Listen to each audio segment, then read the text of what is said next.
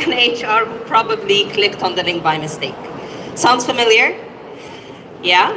You know why? Because nowadays learning is not about acts anymore. Learning is about vision, it's about having a purpose, and it's about relevance. It's about building this connection and having trust. Trust that your content is going to help me grow in my field. It's not just another KPI that you're trying to tick off your list. And in the world that we live in, where you can see technology is very rapidly evolving, our customers and our learners, they want a simple formula. Give me what I need, when I need it, and make it feel like it was made for me. And I've been with Thrive for just 2 years, and I can tell you how much it has developed and transformed from the first platform that we partnered with up till now. So really, the technology is very quickly evolving. So at NOWS, we were not trying just to digitalize our learning strategy. We were trying to reconnect people to it. And our people, they don't engage with platforms. Let's be honest, there is a lot of platforms. You've probably seen at least 4 or 5 today. There's a lot of platforms out there. Our people, again, they engage with relevance, they engage with content that makes sense to them, that helps them, and they engage with purpose and vision and connections. So today I'll be walking you through this journey, our challenges, the change in the mind shift, and how we linked all of that to our leadership and culture in NOWS. So what is NOWS? NOWS is a French company. You probably know it by Bioderma. It's our most popular brand, especially the ladies. I'm sure you've used Bioderma once in your life, I hope so. And we've been around for the past 40 plus years, and we have a deep-rooted passion for dermatological skincare. You can find us in over 120 countries, and we've been around for the past 40 years. We have globally around 2,000 learners, and our philosophy is ecobiology. What does that mean? So basically, ecobiology is the story that we believe our skin is a natural ecosystem, and it knows how to live by itself. So instead of over-treating it and overriding it, we learn how to work with it. This exact same philosophy was our approach when we were designing our learning strategy. We don't want to have a controlled learning. We don't want to overload our people with knowledge from everywhere, here and there. We wanted to create a learning ecosystem. A learning ecosystem that will help them grow, that will make them feel empowered, that will make them feel engaged, and will nurture their growth. So here's where it gets real. So I said we were a global company, so we have people and learners connecting and training 2,000 learners around the globe across different functions, different cultures, different countries, different regions. How do we maintain consistency in our knowledge and in our design? So if someone is in the field, they get the same knowledge as someone in HQ office. And most of our learners are on the field actually. And while doing that, how do we keep the learning accessible, engageable, and scalable and easy to measure? And that was our real challenge. So we needed more than an LMS. We needed a partner. We needed a learning ecosystem. And that's where Thrive came in action. So it was like our secret ingredient. Why was it our secret ingredient? What was different about Thrive? So first things first, people learn best from people, right? That's why we're all here today, because we're learning from each other. So social learning was a big key fact, Thrive. So that's the first thing. The second thing is the application itself is very modern, and it has this very sleek experience. And why is that important to us? Because as I said, 60–70% of our people, of our learners are on the field. So they're learning through their mobiles. So they don't want another very heavy, very complicated application. They want something that looks familiar, and that's something that is engaging and interesting for me to stay on. And then seamless integration. So we had other platforms as well, internal platforms, and we found that Thrive was very easily integrating with those other platforms like LinkedIn Learning, question mark for our monthly tests. Real-time data, real-time analytics. This was a great win for us for leadership buy-in, because our leaders wanted to see their team, what they're learning, their completions every day. They didn't want to wait for the monthly report. So this was a great factor that helped us with leadership buy-in. User-generated learning. So user-generated is linked to what I was just talking about, the social learning. So what Thrive gave us is empowering our learners to create their own content. So they have the sense of ownership that I am owning my own learning. And it also helped us have small learning communities where people can share their success story, their experiences, their tips and tricks with other users. And finally, my favorite, AI-powered personalization. And when I say AI-powered, I don't mean Kiki, who's standing over there, the robot. I mean that every single user on Thrive has a different personalized homepage, learning journey, and learning tracks. So it doesn't feel prescribed, it feels personalized. Our transformation. So as I said, it's not a custom, it's not a copy paste, it was a customized. We didn't want a plug and play rollout. We wanted to customize a platform. So obviously we faced a lot of challenges. Oh no, it's another online platform. We wanted to avoid that feeling, and to overcome those barriers means we needed to educate, we needed to localize, and even we needed to unlearn a few things.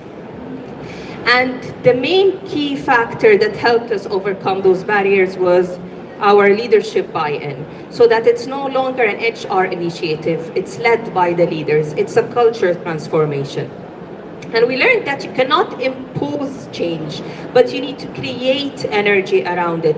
And we used our early adopters. By celebrating them, we use them as change agents in every function, in every country, in every team. The results, we saw an increased engagement of 30% in just the first 6 months.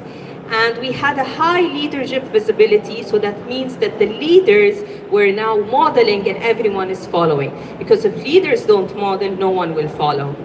And finally, we had a boost in self-led learning, which means my team spent less time tracking people and begging them for completions and more time building capability. And that's real ROI, because there is a change in behavior, change in mindset, and in momentum.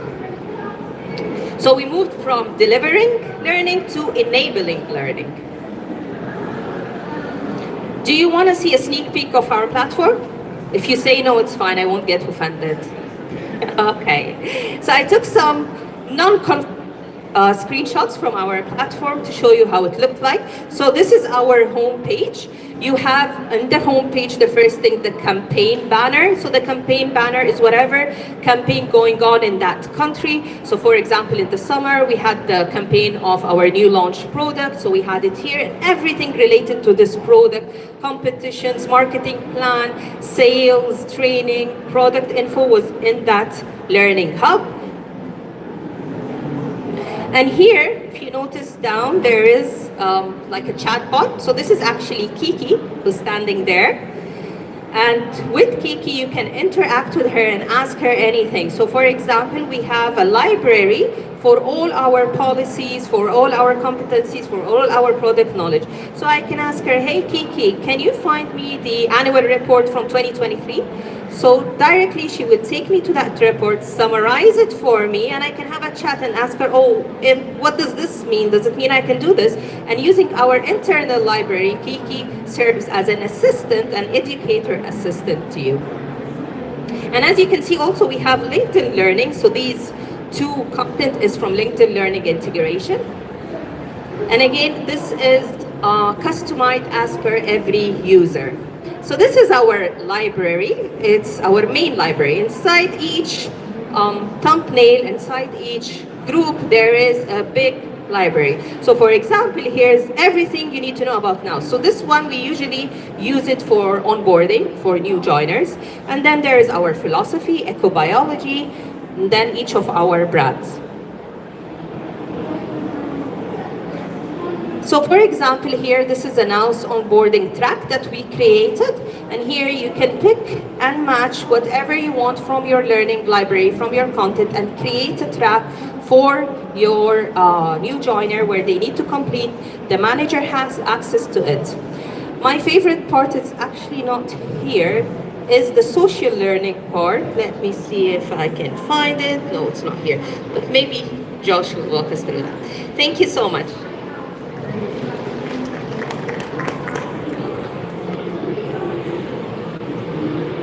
Thanks, Aisha. So I'm just going to dive into this in a little bit more detail and bring to life some other examples and some new things that we're also working on.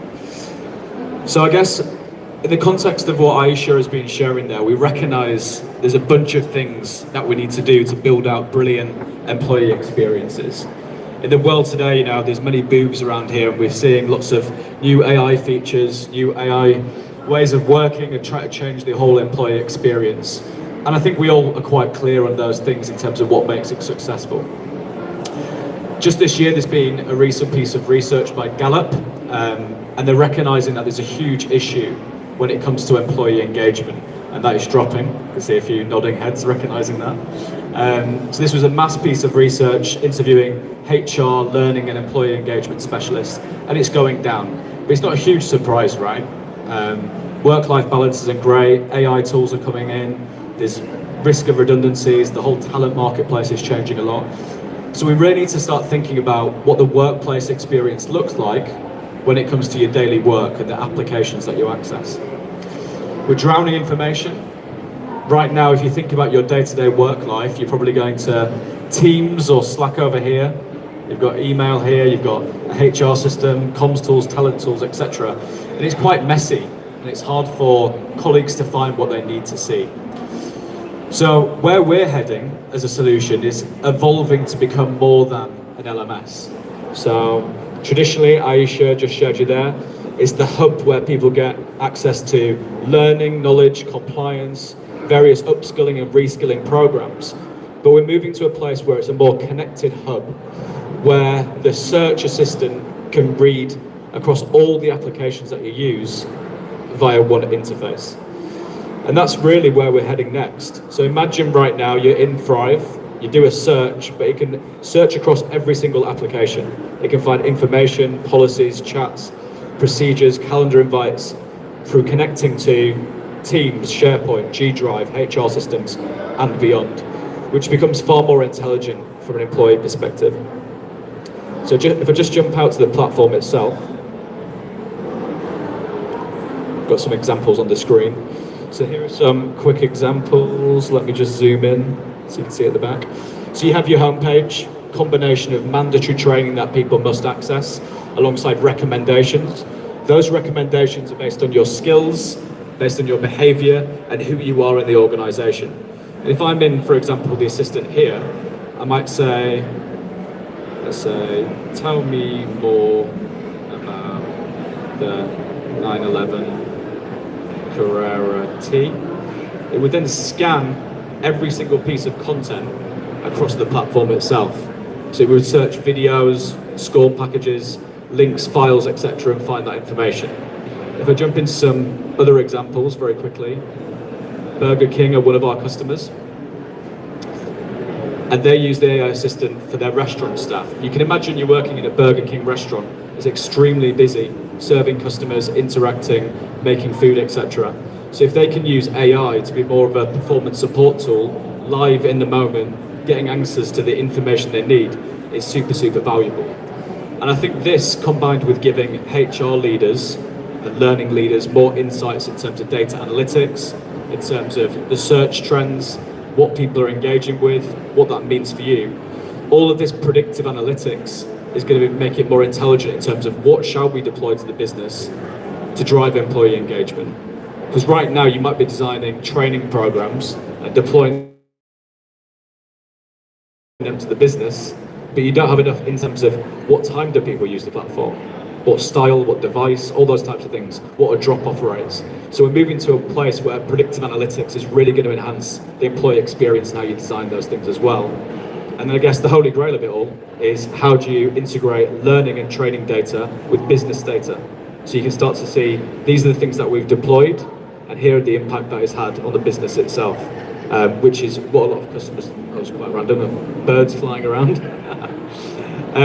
which is really interesting. So you can start to make those correlations between the business impact and the training data as well, which I don't think a lot of customers are doing. So for us here at Thrive, it's really about, like I said, doing more than just a traditional LMS. Many of you today might use, your traditional LMSs that come as a part of your HR system, and they're not very consumer grade. They don't feel very 2025. They might feel more 2005. So it's about doing more, streamlining the employee experience so you can find information and perform better. And we'll leave it there because we're running out of time. But I will open up the floor to any questions that people might have for myself or Aisha.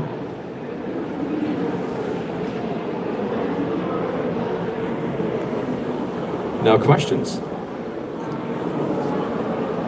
Oh, we've got a slider. Can you bring it up? Yeah.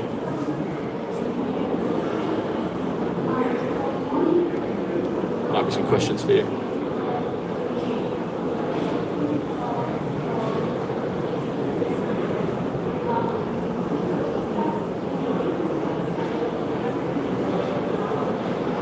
No questions?